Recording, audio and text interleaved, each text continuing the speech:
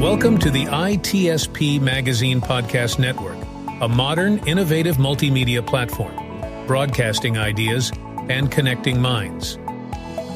Every company has a story to tell, from the small startup to the large enterprise, and everything in between. This is one of them. We hope you enjoy this brand story conversation.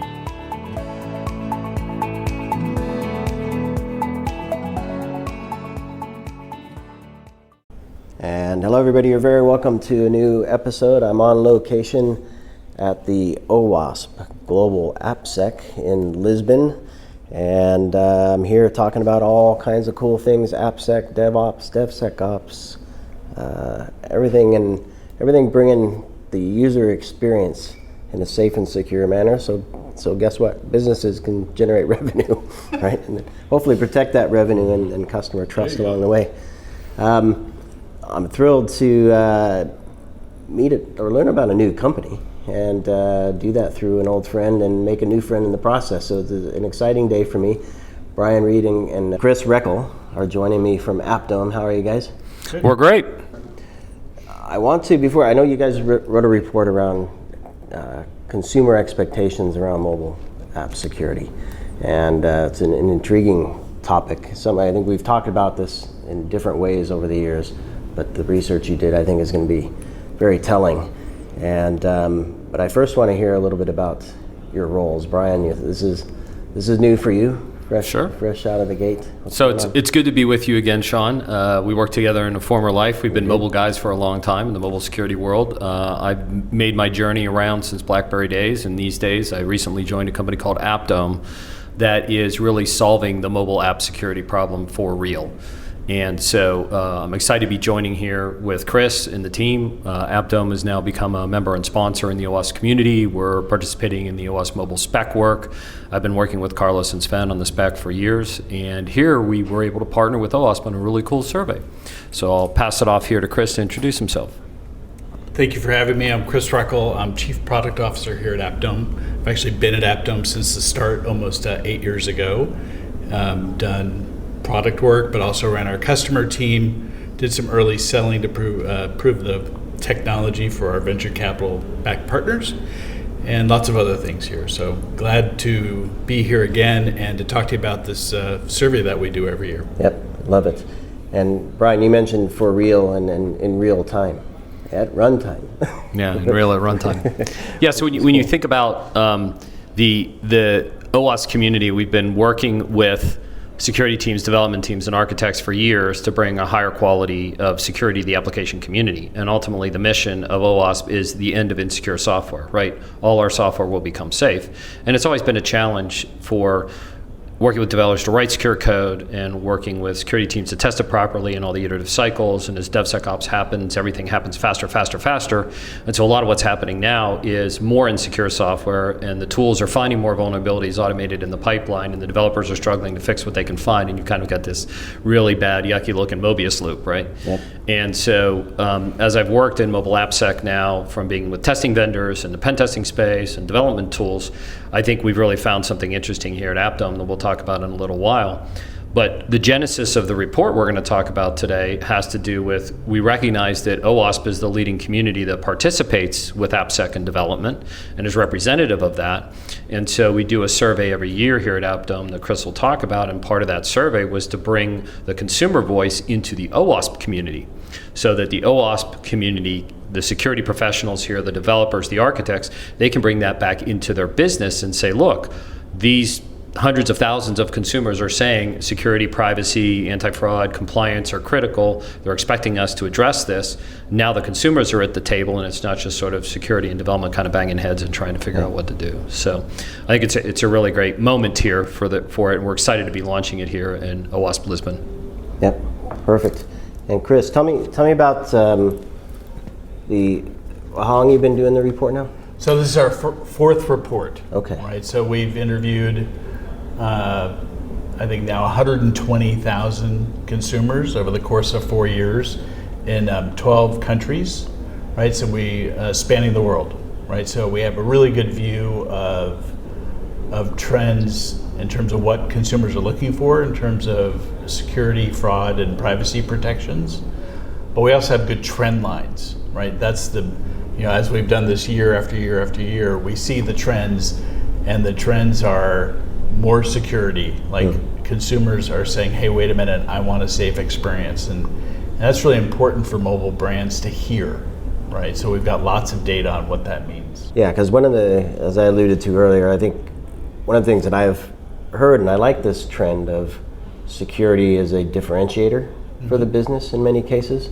But I have a sense that it's really around the B2B, right? Business partners working together, having requirements that you can only get the deal if you have a SOC 2, for example, right? Something like that. And I love that you took it to the consumer, because ultimately that's all those B2B experiences have some, ultimately some consumer play to them, right? Well, let's get to the punchline then first. All right. Right? So consumers will vote with their voice. And what that means is if consumers are given a secure experience with a mobile brand, 95% of them say that they will become brand advocates, that they will go out and promote that brand, right? And with more than half, like 53%, saying, I'll even go so far as to do the review, or I'll go so far as to post on social media that I'm having a safe experience with you. The downside is punishment is more brutal and more swift, right? So in an insecure experience or a not secured experience, 97% of consumers say they will abandon the brand. Wow. Right? And that 74% of consumers will go tell their friends to abandon the brand. Right? So there's a sharp consequence here, right? Because what we've seen over the last several years is that when we started 4 years ago, it was about kind of security topics, hey, making sure the network connection, network connections are safe and stuff like that. And it's just continued to escalate because consumers are hearing more and more in their everyday lives about more and more attacks, fraud, social engineering. They're hearing about these topics, and it's making them hyper aware of the fact that they're sharing lots of information in-app, through app, and they want to make sure that information's kept private, that they don't have to worry about fraud, that fraud can be prevented versus being a reimbursement exercise, right? Do you have any insights on the types of apps? I mean, question. Social media apps, one could say who cares, right? One could say, yeah. And you might have something to say on that. But then I think about banking apps, healthcare apps, right? Going to see the doctor, the pharmaceutical app, or I should say retail apps to get your medication, whatever it is, right? Yeah, so great question, and we do, right? So at the top of the list are banking and e-wallet apps, right? So those kind of are at the top of the list of, hey, I want to make sure I have a really secure foundation for an app experience. Mobile betting and gaming, number 3. Healthcare, number 4, right? And retail, number 5, right? So those are the ones that folks zero in on. What is interesting about social media? Social media, you're right. It's not at the top of the list of saying, hey, I want the most safe experience. But it was one of the fastest growing areas for adding security, right? So people are becoming more aware, more conscious about, hey, wait a minute, what's the information that I'm sharing within the social media world from a login and privacy perspective, right? Yeah. What they're sharing is what they're sharing, right? But the basics of, hey, I don't want somebody to compromise my account, right? Those sorts of basics are starting to show up in social media, which has tended to be at the lower end of our scale. So on that note, I don't know if you have any insights into the understanding of what security means by consumers. That to your point, account takeover is just one, right? But they'll never think of it as an account takeover. Right. Right. Right. So what how do they picture it? Those are our words. Those are our terms. Right. Exactly. So we tend to zero in on how we describe things in the report in a plain language way, right? In all the different languages that we translate it into, right? So they express these things as, hey, how safe is my login, right? The actual authentication experience. What do you do with my data, right? Have you ever, make sure that the account cannot be compromised, right? But all of those things show up as top things they're worrying about, right? So when you translate it down, and then that information comes back up, it comes back up as account takeovers, PII, all those sort of three-letter acronyms that we have here in security land are meaningful to the consumers at the other end when you tell them what it means in a plain language expression. It's interesting. And do you have any customers or examples of brands that do well? I don't know if you want to name names or not, but we don't do anything that's brand specific. Although we have learnings that I think are interesting for everybody out there, which is doing some sort of advertising may be too strong, but some sort of marketing outreach to mobile brands about security. This is something that actually this survey informed many of our AppDome customers to do this, and they've seen very positive results by not doing it in release notes. Everybody thought, okay, I'll just put, hey, I've improved security in the release note, but I think it's only like dorks like you, me, and Brian who actually read the release notes. Yep. And so we had a couple of our customers in Latin America say, well, I'm going to try email outreach just to say, hey, here are the things that we're doing in terms of mobile app security. That's worked really well. We've had other customers just have a dedicated page, right? So they have pages for web security, but they didn't have anything for mobile. Right. So you just add mobile. I mean, it's not that hard, right? And you can. If you're not doing it, it's hard. Well, if you're not doing it, well, for sure it's hard at that moment. And one of the things that the reason I'm going down this path is one of the biggest jumps that we've seen over the last several years is we ask about what are the things that consumers are concerned about most when they're thinking about fraudulent activity or something like that. And one of the responses is, we think our developers don't care about securing the app. Okay, so back in 2021, that was 6% of the people said, yeah, that's actually a thing. Well, now it's 1 in 4 consumers believe it. Wow. Right. So the ability for the brand to be able to take that moment to actually express that they're concerned about a safe user experience, and also it translates into an in-app experience. How can you represent to the consumer in a positive way that you're concerned about their safety, and that you're gonna, if there's something going on the device, it's not it shouldn't be a red X saying, oh my God, your device is whatever, we're gonna close it.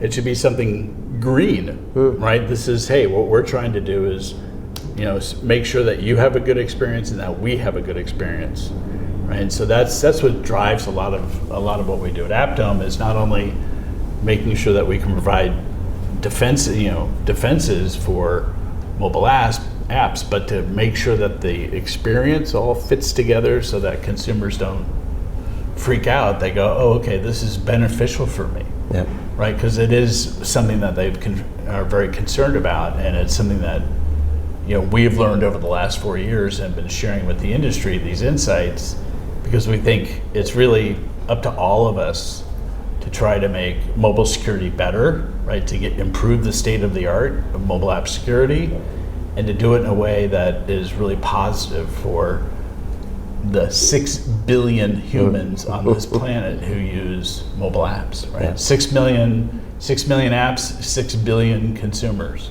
It's incredible. Right. 6 times as many people that then use a PC. Wow. So that's important stuff. So how does that translate to what the business leader thinks about? So clearly, depending on their business, they might, if they're in healthcare, they're going to care about the patient. If they're in finance, they're going to care about the funds, so on and so forth. And they're a baker, they care about making good bread. Right. But ultimately, it's about, you mentioned the user experience, but there's developer experience, there's ops experience, there's, right, that whole thing. It's not just the end app. But yeah, well, and it does take a village, right? And so some villages are one person, either the mobile product leader, right? Because they're ultimately judged by eyeballs in the app, right? You can have engineering teams that are driven by experiences that are oriented around crash-free rates, right? And then you have cyber teams who are driven by making sure that you know the jewels of the castle, right, are kept in the castle, right? That there's no fraudulent activity, and how can you minimize that, right? So any one of these groups can actually be can initiate change, right? Ultimately, it becomes an experience that all three of those groups have to come together and work on that. And really, at that moment, it ultimately becomes about how can you do security in a workflow that is non-invasive, that doesn't change workflow experience, at least from the perspective of breaking something, right? And you know, with some of the advanced methods that we provide, we're able, for instance, to detect a security event, pass that event to the app, and then allow developers to make a new workflow. Okay, your app's not secure. We're not gonna cut you out of the app experience, but we are going to limit what you can do in the app. Right. Again, something user friendly. Hey, we see this is happening on the app. Unfortunately, we're not going to let you transfer more than $500. right. You know, until you get this remediated. And ultimately, the next step in that vision is helping consumers themselves through mobile brands be able to remediate issues that they're finding on their phones. Sometimes people do these things maliciously, but oftentimes it's a mistake, or they didn't realize that, you know, downloading something can turn into a worse thing. Right. Right. So how can we, that's our next chapter, is how do we help consumers actually get through that moment? Yep. So I want to talk a bit about the developer, and maybe Brian, if you want to bring in some of the OWASP stuff and how the community is responding to this research, because kind of to the point of the report that they don't think engineers care. I can't remember what commercial I saw, but there was some commercial that said, I think it was an automotive commercial, building a car or something, and they said, maybe it's VW, I don't know. They did a very short clip of, we spent X number of hours building this car. Volkswagen. It is Volkswagen. Volkswagen. and then there's the longer version of it, what they're showing and having the pizza and the meetings and the fun and all the research on this and the research on that and the development here. And I feel like something like that is needed for cybersecurity, to show that engineers care. Because, I mean, being here, obviously, at OWASP Lisbon, we all care, right? We're here for a reason. But I believe there's a broader, bigger community that does as well. So I don't know if you're getting any feedback or have any insights. I mean, sure, I think I'll give you a few thoughts, well. right? So security professionals, we've done things like create security champions on development teams and so on and so forth. There's a security champion meetup here. We create all kinds of tools and like threat modeling training and so on and so forth that we kind of push on developers. I think there's kind of two aspects maybe to think about in the community overall. The first one is that OWASP is reaching out a lot more to developers. In fact, the OWASP Global in San Francisco is going to have a developer day. Right. where we're looking to have our security people bring their development friends, and it's a development-centric day, not a security-centric day, as it were, a security professional day, but actually helping. And there are clearly advocates out there. Some of my good friends I've collected over the last 20 years are developer security advocates, right? So I think that developers generally are focused on the business has an objective of shipping X software with Y functionality by Z date. And that tends to be how the business works. If the business has a secure by design strategy, if the business has a security first or user safety first, then that drives behavior. And you get that behavior driver in something like finance because of regulations, or healthcare because of certain parts of healthcare, like FDA regulated devices. But the rest of it, I think we're all still trying to do it. And we've got to remember the developers have a motivation that's parallel, but not necessarily exactly the same as the way a security person is right. Motivated in it. So I think OWASP will continue to grow the developer community. In our world, it's pretty amazing. So we've eliminated the challenge for the developer because our machine learning does the work for the developer. So developers love us in that they don't have to worry about the gory security details. They don't have to become a security expert in malware and overlay attacks and all that other stuff. Software does it for them. What developers get is the ability to apply useful feedback and tune the user experience based on security issues, but all the gobbledygook's taken care of. Yeah. And that's kind of an ideal world. Security gets what they need with policies configured the way they want it to be to meet the requirements of their business. Devs get nothing or a little bit of data they can use to make sure there's a great user experience, but they don't have to become security experts in order to build mobile apps. Yeah. And that's probably where Nirvana is. With the advent of machine learning and AI is a lot of the grunt work gets taken care of by the systems and the software on behalf of the developer so they can focus on the innovative work. Yeah, onboarding fast, booking a healthcare appointment quickly, getting your orders. Adding fast, bio readout stuff. Like your body monitoring things. We've got the advent of the Apple Watch, like the most popular digital watch in the world. There's lots of scenarios where developers are creating really amazing experiences. But trying to get a developer who might be a phenomenal user experience guy to also be a security engineer is like an oxymoron, right? He's not built for that. That's not his focus. So make security transparent, easy, built into the pipelines the developers are using. So devs focus on what they want and what they do and their expertise, and let the machine do the rest of the work. Yeah. And that's where I think we'll see things go. It's kind of a policy as code approach. Yeah, I love it. Yeah, not code less, code no. Yeah. Nice one. Well, listen, it's been great to chat with both of you, and good to see you here at OWASP AppSec Global in Lisbon. And I'm excited to keep chatting with you, more stories. I'm going to encourage everybody to download this report. Clearly, consumers care.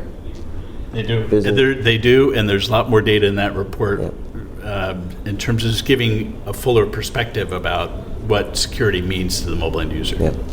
Yeah, and I think we owe it to ourselves to understand what they expect, knowing that they understand enough to know that they should care. Exactly. It's an empathetic report, so it's sort of an empathetic experience. The developer can read it and say, oh, okay, now I have the understanding. Let me go just apply that in how I operate, right? So I think it's not attacking developers. It's more trying to uncover these are the things that consumers care about. So if you're building B2C apps, take these into consideration. Yeah.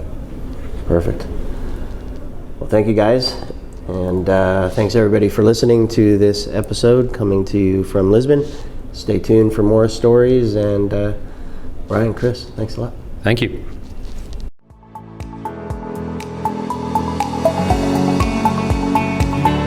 We hope you enjoyed this episode and that you will come back for more brand stories on ITSP Magazine. If you want to share your company's brand story, go to itspmagazine.com and explore our advertising options to learn more. Remember to share this podcast with your friends, family, and colleagues, and stay tuned for more brand stories as we continue our journey toward redefining cybersecurity, technology, and society.